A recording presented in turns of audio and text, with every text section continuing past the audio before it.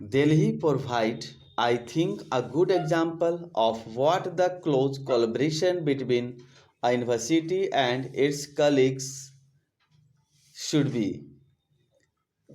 All colleges, including those set up by government, are under the control of their own autonomous bodies. The remuneration qualifications of teachers in the colleges and university is the same and methods of recruitment are similar. The teaching programs are very well coordinated.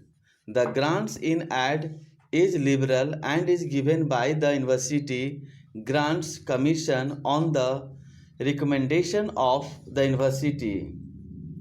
The results of this approach have been outstanding, and the Delhi colleges have given a much better account of themselves than in many other areas. It would be a good thing if the Delhi model is adopted elsewhere also, in other metropolitan areas and big cities in the first instance, and then generalized to other areas in the light of experience gained. It would be untrue to my part as a university man if I did not share with you some of my ideas about the chief concerns of a college as a center of higher education in its educational work. The first thing that comes to my mind is its concern for the individual and the spiritual. This may sound a little out of fashion, but I feel it is a vital concern. There is a dangerous tendency of neglect the thing of the spirit in the overemphasis on material welfare.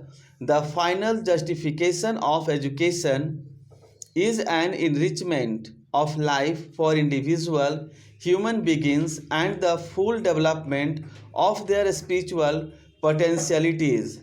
Whatever else the college may or may not do, education in this sense should be its first concern.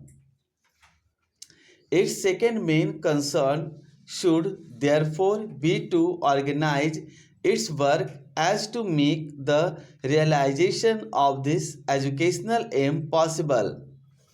This implies mediation between the subjective mind of the educand and the objective mind consisted in the manifold good of culture, mediation that is between the individual student and his culture, between him and the science, the arts, the techniques, the religious, the moral and legal codes, the social forms, the institutions, the personalities in which human culture is embodied, stored as it were.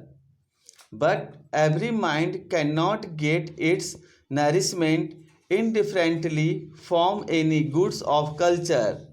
There must be a correspondence between the mind to be educated and the mind embodied in the goods of culture. The good college can never do too much to initiate the student into the process of the self-discovery of his inclinations and aptitudes, and to see that the goods of culture selected to educate him correspond to his mental relief, which is good for future.